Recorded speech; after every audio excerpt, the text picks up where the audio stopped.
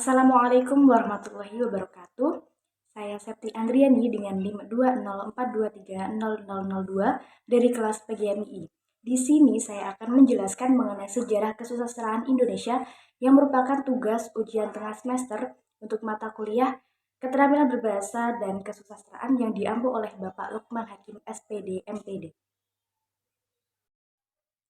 Seperti inilah gambaran yang akan saya bahas nanti yang sudah saya sajikan dalam bentuk peta konsep dan saya akan membahasnya satu persatu mulai dari angkatan pujangga lama sampai angkatan 2000-an. Bahasa Indonesia tumbuh dan berkembang dari bahasa Melayu yang sejak zaman dahulu digunakan sebagai bahasa perhubungan, bukan hanya untuk di wilayah Nusantara, tapi bahkan hampir di seluruh wilayah Asia Tenggara. Sastra Indonesia merujuk pada kesusastraan bahasa Indonesia yang bahasa akarnya merupakan bahasa Melayu. Secara urutan waktu, sastra Indonesia terbagi menjadi beberapa angkatan mulai dari lahirnya sampai dengan perkembangannya saat ini. Angkatan pertama yaitu Angkatan Pujangga Lama. Angkatan Pujangga Lama merupakan bentuk pengklasifikasian karya sastra di Indonesia yang dihasilkan sebelum abad ke-20. Pada angkatan ini banyak didominasi oleh pantun, syair, gurindam, dan hikayat. Penulis pertama pada Angkatan Pujangga Lama yaitu Hamzah Fansuri dan beliau juga merupakan pemula puisi di Indonesia. Beberapa contoh karya sastra pada Angkatan Pujangga Lama yaitu ada Sejarah Melayu, kemudian ada Tuhfat Al-Nafis karya Raja Ali Haji.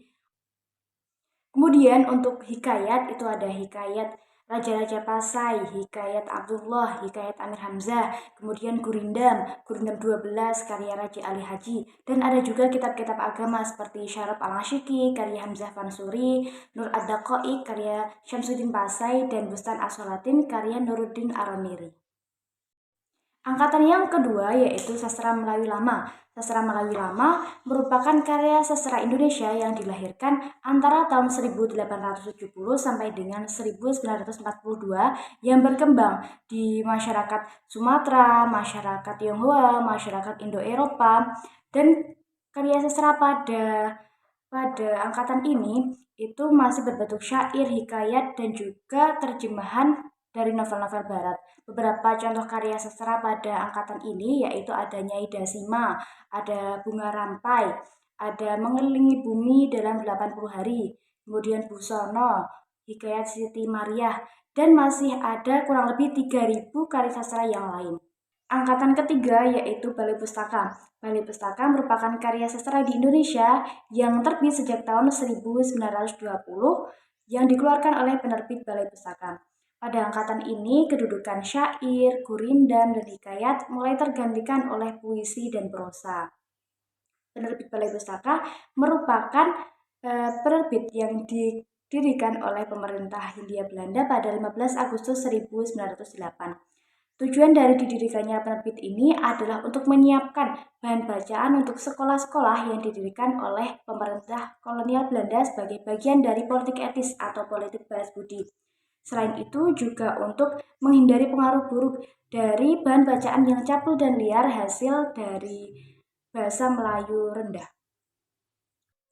Novel Siti Nurbaya karya Marah Rusli dan Salah Asuhan karya Abdul Muiz menjadi salah satu karya yang cukup penting pada angkatan Balai Pustaka ini. Ada juga karya-karya yang lain seperti Azab dan Sengsara karya Mirari Siregar, Tanah Air karya Muhammad Yamin, Darah Muda karya Jamaluddin Adinegoro, kemudian Menebus Dosa karya Aman Datuk Majoindo, dan masih banyak lagi karya sastra yang lainnya.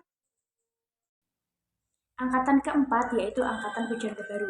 Angkatan Pujangga Baru merupakan sebuah reaksi atas banyaknya sensor yang dilakukan oleh angkatan sebelumnya, yaitu Balai Pustaka, terhadap karya-karya sastra para sastrawan pada masa tersebut, terutama yang menyangkut tentang rasa nasionalisme dan kesadaran kebangsaan. Karya sastra pada angkatan ini dipelopori oleh Sultan Takdir Ali Syahbana. Novel karyanya yang berjudul Layar Terkembang menjadi salah satu novel yang sering diulas oleh para kritikus di Indonesia. Beberapa contoh karya sastra yang lain yaitu ada Tenggelamnya Kapal Van der Wijk karya Hamka, kemudian Percikan Permenungan karya Rustam Effendi, ada Belenggu karya Armin Pane, terus apa ya? Belenggu karya Armin Pane, kemudian ada Madah Kelana karya Sanusi Pane, kemudian Kalau Tak Untung karya Sariman Ismail, dan masih banyak lagi. Angkatan kelima yaitu angkatan tahun 1945.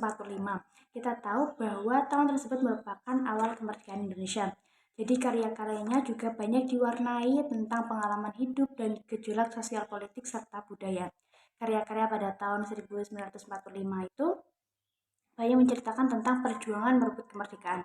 Beberapa contoh karyanya ada Deru Campur Debu karya Khairil Anwar, kemudian Perempuan dan Kebangsaan karya Idrus, terus itu Tanda Bahagia karya Bakri Siregar, Cerita dari Blora karya Pramodia Anantatur, Kata Hati dan Perbuatan karya Trisno Sumarjo, dan lain-lain. Angkatan ke-6 yaitu angkatan tahun 1950 sampai 1960-an. Ciri dari angkatan ini yaitu karya sastranya banyak didominasi oleh cerita pendek dan kumpulan puisi. Pada angkatan ini muncul gerakan komunis pada kalangan sastrawan yang menyebabkan timbulnya perpecahan dan polemik yang berkepanjangan di kalangan para sastrawan pada awal tahun 1960 dan menyebabkan mandeknya perkembangan sastra di Indonesia karena masuk ke dalam politik praktis dan berakhir pada tahun 1965 dengan pecahnya G30 SPKI.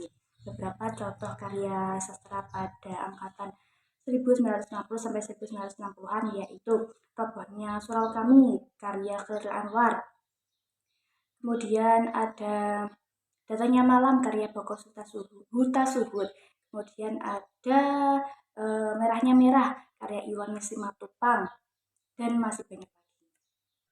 Angkatan ketujuh yaitu angkatan 1966 sampai 1970-an.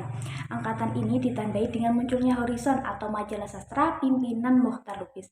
Pada angkatan ini banyak muncul karya sastra yang beraliran surrealistik, arus kesadaran, arketip, dan absurd. Beberapa contoh karya pada angkatan ini ada Rombeng Dukuh Paruk karya Ahmad Tohari, kemudian Orang-orang Bloomington karya Budi Dharma, kemudian ada Warisan karya Khairul Harun, ada Dan Perang Pun Usai karya Ismail Marahimin, ada Dari Hari ke Hari karya Mahmud Junaidi, dan karya-karya lainnya. Angkatan ke-8 yaitu angkatan 1980 sampai 1990-an. Angkatan ini ditandai dengan banyaknya roman percintaan dengan sastrawan wanita yang menonjol pada masa itu, yaitu Margate. Namun pada era ini juga muncul novel yang beraliran pop, yaitu sejumlah novel populer.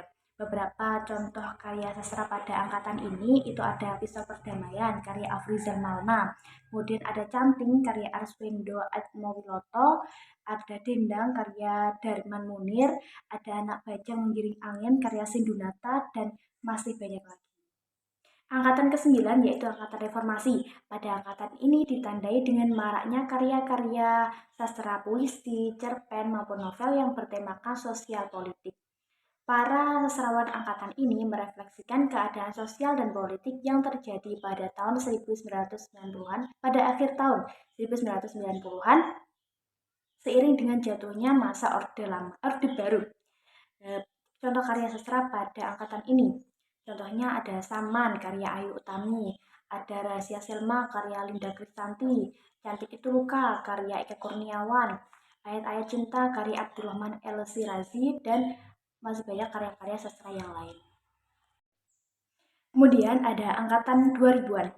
Pada angkatan ini masih ada tema sosial politik, romantik, tetapi mulai membicarakan tentang gender dengan menggunakan bahasa yang lebih mudah dipahami oleh pembaca. Dan mulai masuklah era internet pada kalangan sastra Indonesia. Dan banyak karya sastra yang mulai dipublikasikan tidak dalam bentuk buku, tetapi dipublikasikan di dunia maya atau di internet. Baik itu yang dikelola resmi oleh pemerintah, organisasi nirlaba, maupun situs pribadi. Contoh karya sastra pada angkatan ini ada Negeri Lima Menara oleh Ahmad Fuadi, ada Laskar Pelangi oleh Andrea Hirata, ada Entro oleh Oki Madasari, ada Summer in Seoul oleh Ilanata. Nah, jadi sastra Indonesia itu tidak serta-merta menjadi seperti sekarang ini, tapi juga melalui tahapan-tahapan maupun perkembangan-perkembangan hingga menjadi kesusastraan Indonesia yang seperti sekarang ini. Mungkin itu yang dapat saya sampaikan, kurang lebihnya mohon maaf. Walafu minkum wallahul muwaffiq ila aqwamit thoriq. Wassalamualaikum warahmatullahi wabarakatuh.